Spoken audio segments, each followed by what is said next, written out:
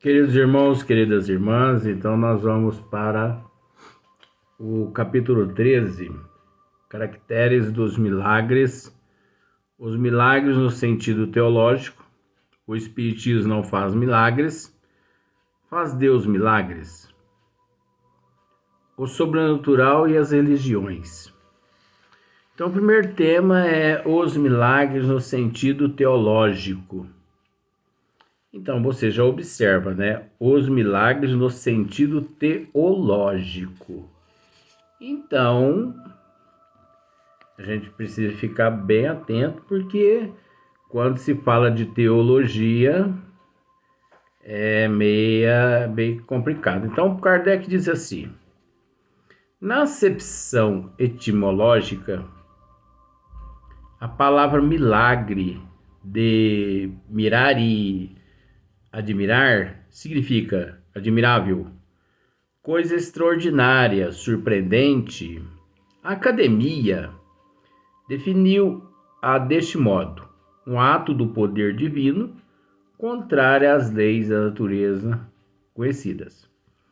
Na acepção usual, essa palavra perdeu, como tantas outras, a significação primitiva.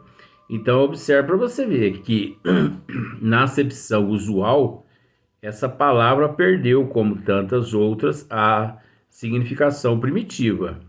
Por que ela perdeu? Porque não condiz com as leis de Deus. Nós temos dito isso aqui e eu vou repetir. As leis de Deus é imutável. As leis do homem é mutável. Pode ter certeza que se essa palavra etimologicamente falando, se ela fizesse parte dos desígnios de Deus, ela não teria perdido o teu sentido, né? De geral, o que era se tornou de aplicação restrita a uma ordem particular de fatos. No entanto, das massas, um milagre implica a ideia de um fato extraordinário.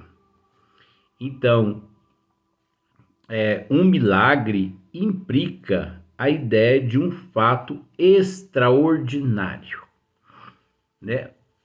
Ou melhor, extranatural, tá? Extranatural, que está além, né, do homem, enfim, está além de tudo.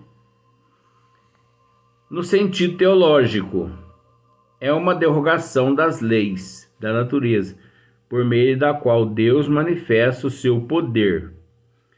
Tal com efeito a acepção vulgar, que se tornou o sentido próprio, de modo que só por comparação e por metáfora, a palavra se aplica às circunstâncias ordinárias da vida. Então, só de vez em quando ela pode ser aplicada. Um dos caracteres do milagre propriamente dito é o ser inexplicável. Porque, veja bem, um dos caracteres do milagre propriamente dito é o ser inexplicável, né? O milagre, ele é inexplicável. Então, por exemplo, uma imagem que chora, uma pessoa que se apresenta da noite para o dia com alguns estigmas, né? Como eles dizem, os estigmas do Cristo. Tem pessoas que aparecem com aquelas perfuração, aqueles estigmas sangrando no lugar onde os pregos foram introduzidos nas mãos e nos pés do Cristo. E outros sangram a testa, eu já vi isso. Então tem imagens que choram sangue. E tem pessoas também que são curadas mediante uma rogativa tua, uma rogação sua. Você roga e você faz uma promessa, né? E, por exemplo, você faz uma promessa, Padre Donizete Tavares de Lima. E aquela patologia, ela desaparece. De acordo com os teólogos, né, de acordo com a teologia, de acordo com os teólogos, isso aí é milagre. Só que eles não conseguem explicar o que levou tudo aquilo a acontecer. O muito que eles dizem é o seguinte: o que é de ordem divina, nós não podemos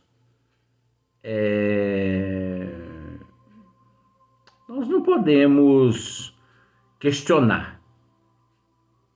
Nós só temos que aceitar. E não é assim, né? Um dos caracteres do milagre, propriamente dito, é o ser inexplicável. Por isso mesmo que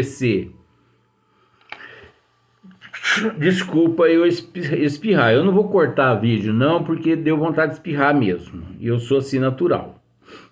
Por isso mesmo que se realiza com exclusão das leis naturais. É um tanto essa a ideia que se lhe associa. Que se um fato milagroso venha a encontrar explicação, o diz que já não constitui milagre. Por isso, muito espantoso que seja, o que para a Igreja dá valor aos milagres é precisamente a origem sobrenatural deles e a impossibilidade de serem explicados. Então, a Igreja Católica, ela acredita em sendo milagre tudo aquilo que é de origem sobrenatural e que há uma impossibilidade de serem explicados tanto pela igreja quanto pelos cientistas, quanto pelos teólogos e quanto pela humanidade. Ela se firmou tão bem sobre esse ponto que o assimilarem-se os milagres aos fenômenos da natureza constitui para ela uma heresia, né? Então, o contrário seria uma heresia. Um atentado contra a fé, tanto assim que excomungou e até queimou muita gente por não ter querido crer em certos milagres.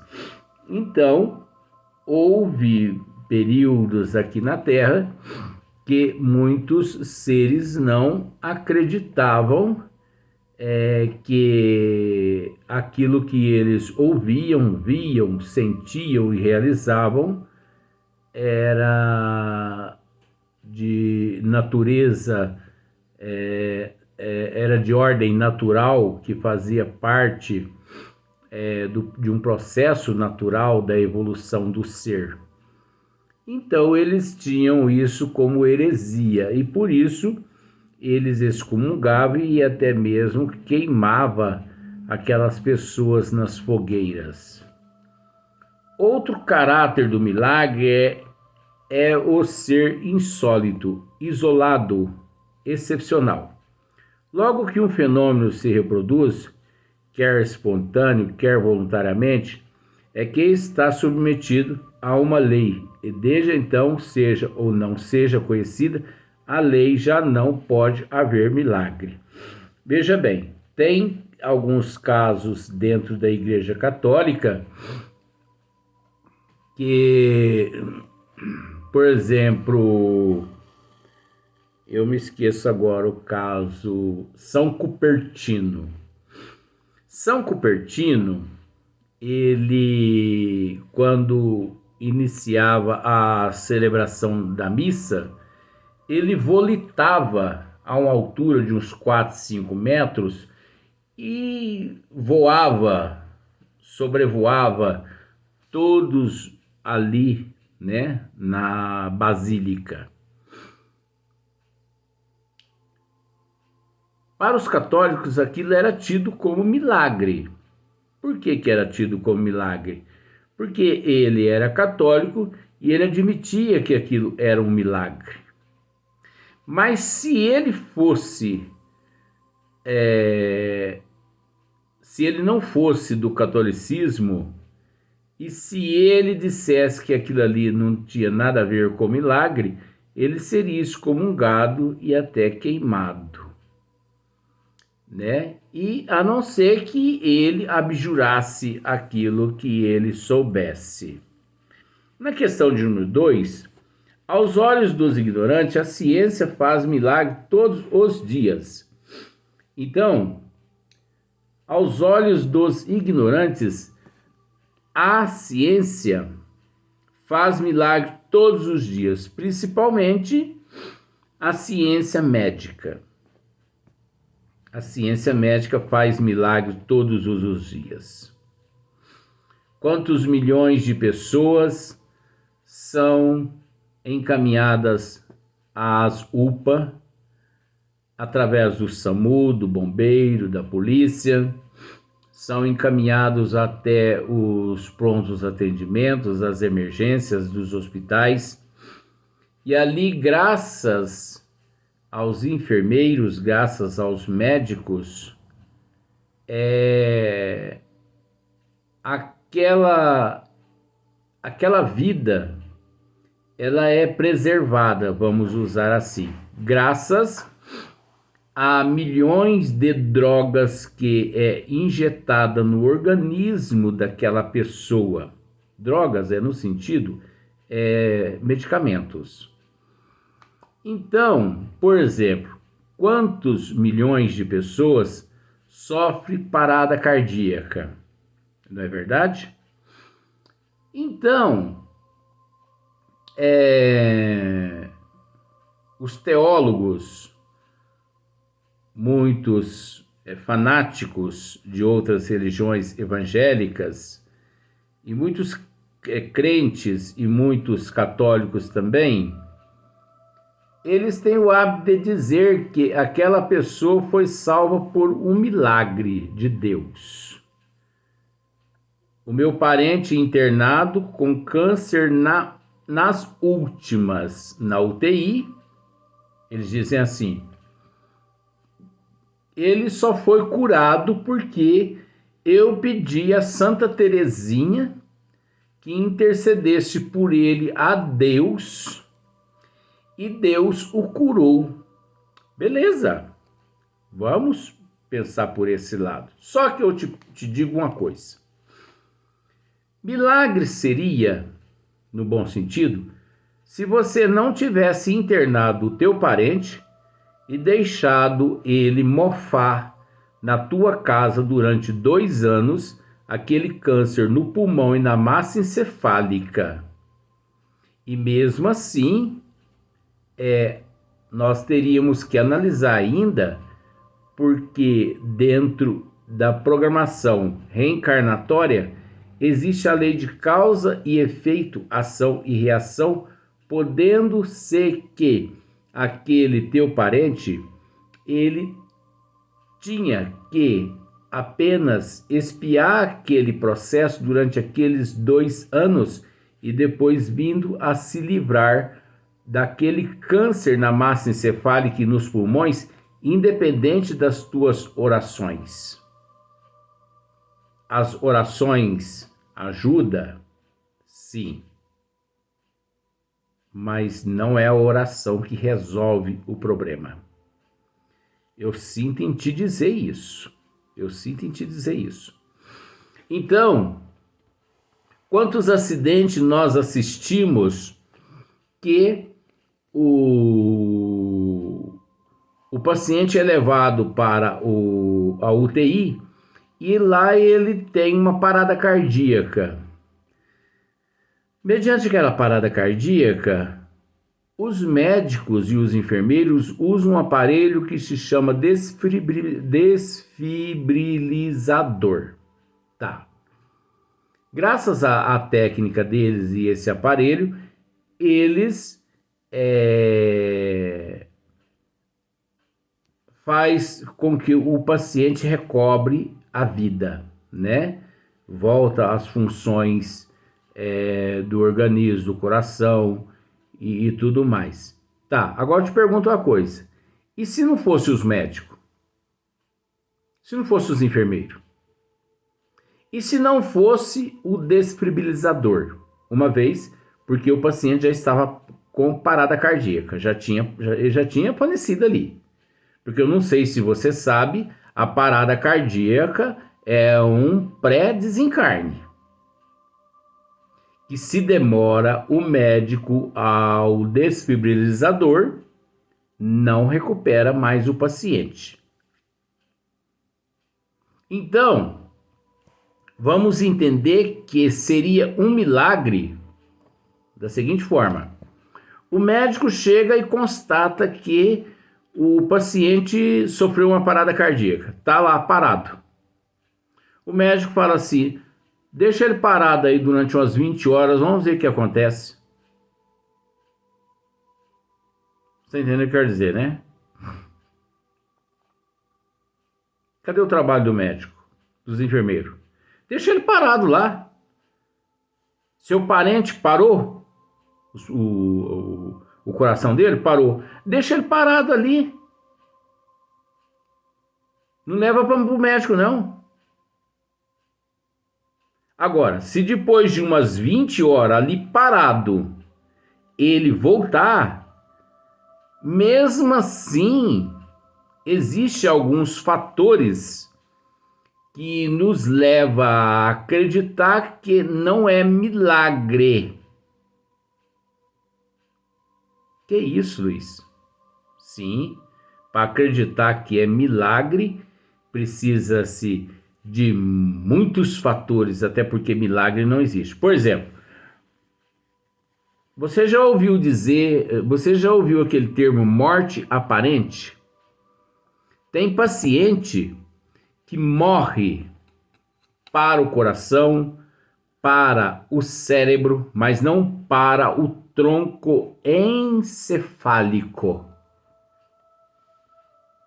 E não parando o tronco encefálico, é possível sim, como já aconteceu várias vezes no mundo, depois que eles sepultam aquele que faleceu, depois de algumas horas eles percebem que aquela pessoa tinha aquela doença, aquela letargia, aquela coisa, vai lá ver o corpo está virado no caixão. O que significa? A pessoa acordou, voltou todas as funções, mas tentou virar para lá, virar para cá, morreu lá dentro do caixão por asfixia. Você entendeu? Agora, por exemplo, um corpo que virou para lá, virou para cá, virou para lá, virou para cá, aí morreu 100% neurologicamente e o tronco encefálico dele parou-se 100%. Depois de uma semana. Aí isso pode ser considerado um milagre, mas também não pode ser considerado um milagre. Por quê? Porque o milagre não existe. E que se isso acontecer, isso vai contra os desígnios de Deus. Porque Deus não criou o milagre. O milagre não faz parte dos desígnios das leis de Deus. O milagre é uma invenção do homem aqui na Terra. Por mais uma vez eu tenho que dizer, o milagre é uma invenção do catolicismo. O milagre é uma invenção das religiões aqui na Terra para poder aglomerar mais gente ali na sua denominação. Então, eles são cheios de fazer, né, essas coisas, milagre daqui, milagre dali, para poder arrebanhar mais ovelhas invigilantes, imprudentes, ovelhas crédulas, você entendeu? Que vão acreditando em qualquer coisa que vê, não raciocina com bom senso, com fé, então em tudo que ouve. Então, onde é que está o trabalho do médico? Onde é que está o trabalho do médico, dos enfermeiros, dos medicamentos? Quantos medicamentos eles injetam no organismo do paciente? Depois o paciente se recupera. Milagre, milagre. Nada se deve aos médicos, aos enfermeiros e aos medicamentos. Não é por aí, não. Por isso que o milagre não existe. E outra, tudo está relacionado à programação reencarnatória. Veja bem, ó, um item. Por exemplo, eu sofro uma parada cardíaca, sou entubado e eu vou permanecer uns 3 meses entubado. Minha família pode rezar o tanto que quiser. Pode rezar o tanto que quiser. Pode fazer promessa, pode fazer o que quiser.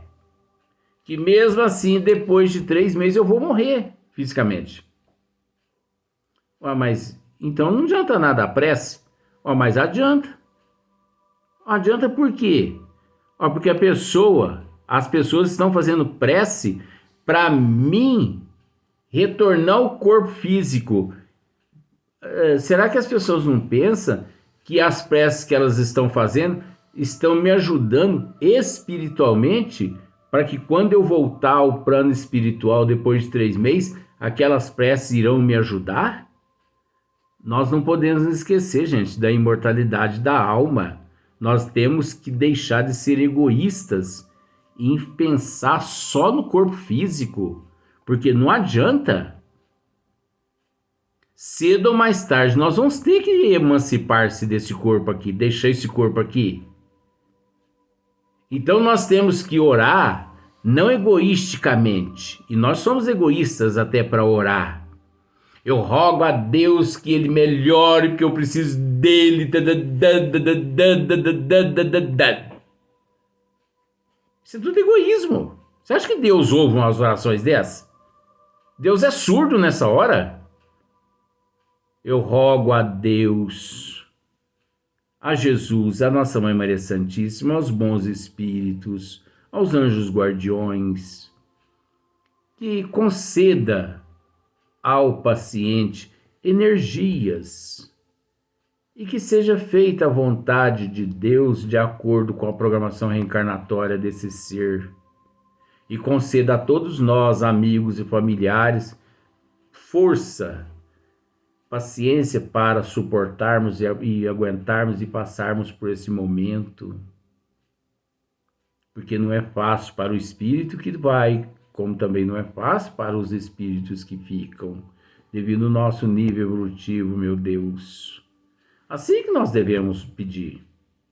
Agora, eu peço a Deus e a Jesus, porque Ele não pode faltar, porque Ele é o único que trabalha aqui em casa, e é o sustento da família. Se Ele morrer, nós estamos mortos, porque como que nós vamos viver? Como nós vamos comer arroz com feijão e milho e angu?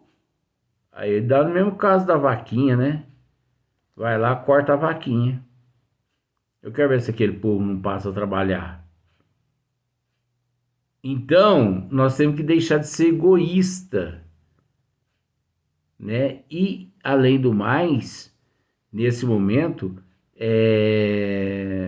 reconhecer o quanto, olha só, aos olhos dos ignorantes, a ciência faz milagres todos os dias. Se um homem que se acha realmente morto for chamado à vida por intervenção divina, haverá verdadeiro milagre, é aquilo que eu disse.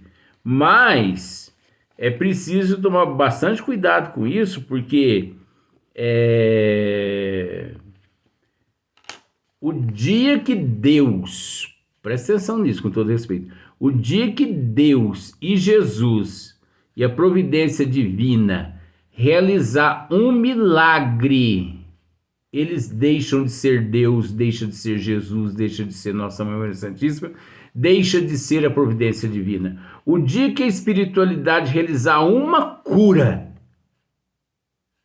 eles deixam de ser benfeitores espirituais.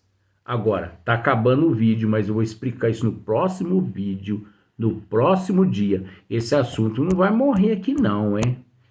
Você viu bem, né? O dia que os mentores espirituais realizar uma cura, sem que mereçamos, eles deixam de ser mentores espirituais. Deus, Jesus, Nossa Senhora, eles deixam de ser Deus, Jesus, Nossa Senhora. Nada é realizado sem que tenhamos merecimento. Nós vamos tratar desse assunto no próximo vídeo, porque agora nós precisamos descansar também, né?